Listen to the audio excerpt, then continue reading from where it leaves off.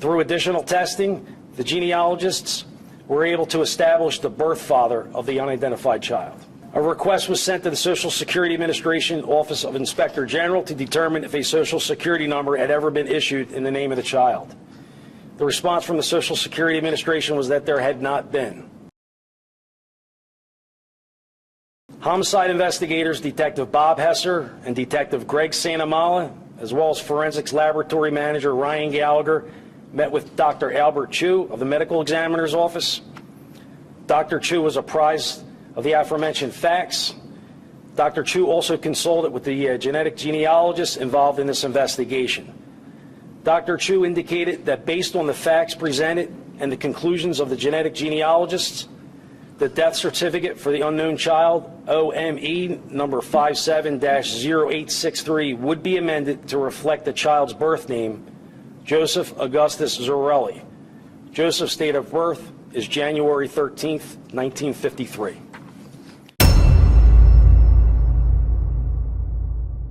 Joseph Augustus Zarelli, born January 13, 1953, and brutally murdered in February of 1957. Previously known as the Boy in the Box or Boy in a Box, or America's Unknown Child. He was an American 4-year-old male whose nude, malnourished, beaten body was found on the side of Susquehanna Road in Philadelphia, Pennsylvania, back on February 25, 1957. Joseph appeared to have been cleaned and freshly groomed, with a recent haircut and trimmed fingernails. Although he had suffered extensive physical attacks prior to his death, with multiple bruises on his body, he was also severely malnourished. His body was covered with scars, some of which were surgical, most notably on his ankle, groin, and chin. Authorities believe that the cause of death was homicide by blunt force trauma. Despite the publicity and sporadic interest throughout the years, the boy's identity remained unknown for over half a century. On November 30th, 2022, the Philadelphia Police Department announced that detectives had determined the boy's identity using DNA and genealogical databases. On December 8th, 2022, more than 65 years after his body was found, he was finally publicly identified. However, despite the identification,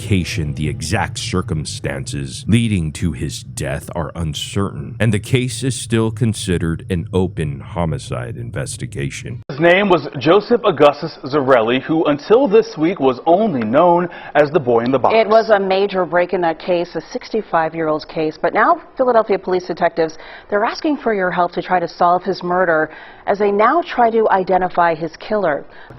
Joseph Augustus Zarelli was his name, and he grew up in West Philadelphia near 61st and Market Streets. However, on one day in 1957, the 4-year-old boy's body was found in a bassinet box along a rural road in Fox Chase. The boy had been beaten to death with a blunt object, police believe, and he also had scars from what investigators believe was an IV line. For decades now, detectives have been working backwards, using a combination of DNA sampling and forensic genetic technology. The boy's remains were last exhumed in 2019, and from that, scientists were able to identify a birth mother. Then they pulled birth certificates and found a birth father, leading investigators to paternal relatives. The president of Identifinders, which is a third party that helped with the investigation, said this was the culmination of a huge effort. What you do is you sort of network them together in a self-consistent way, like a big Sudoku puzzle. And once you get it, that all the diagonals, all the straight lines, the vertical, horizontal, are all consistent with each other, the piece you're missing is the person you're looking for. Now, investigators say Zarelli was never reported missing. Police say his parents are now dead, but he does have siblings on both his mother and his father's sides, and many of them still live in the Philadelphia area, but police declined to identify who they are.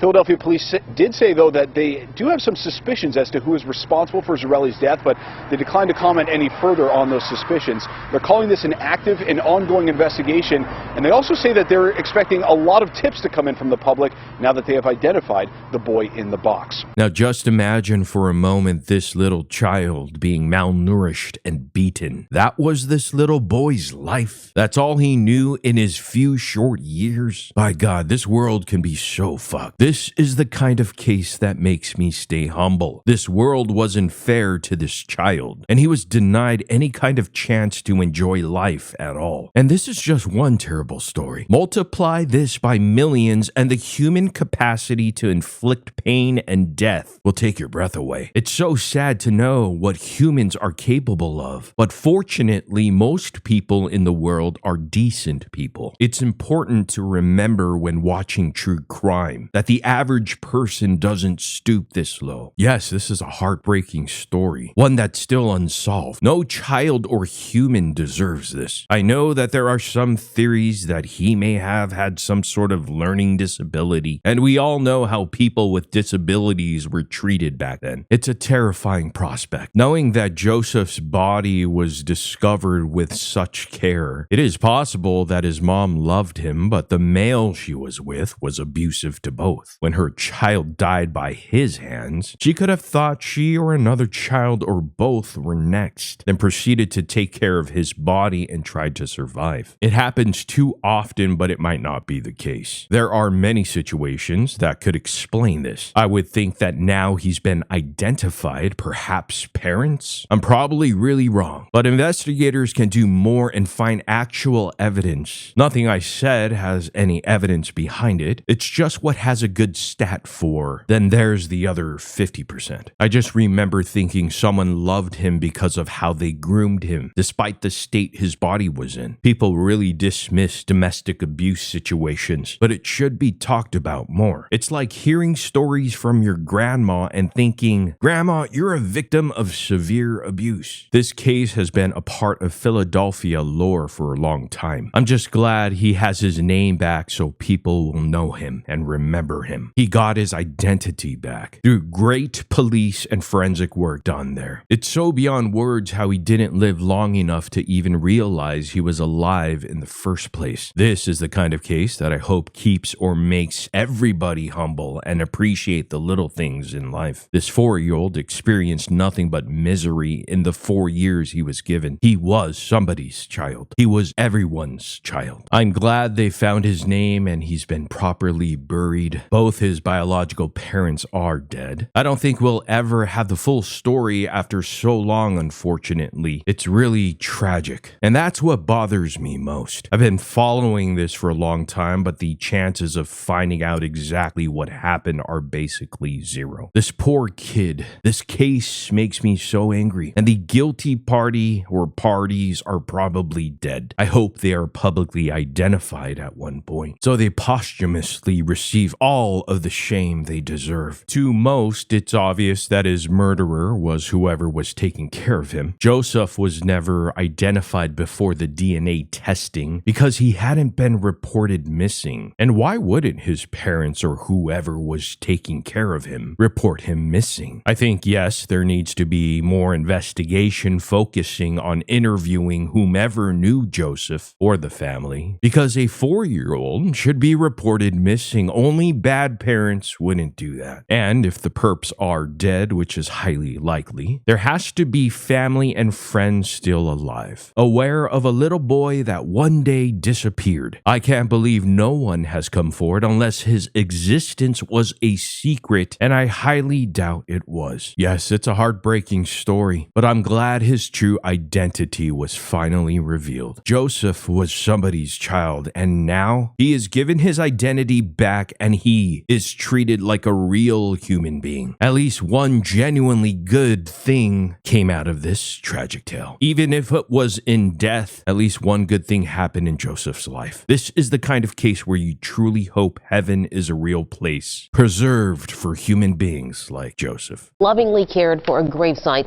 which has always read America's Unknown Child. Well, soon that gravesite will read Joseph Augustus Zarelli. We were there for the touching moment when cemetery workers learned his name.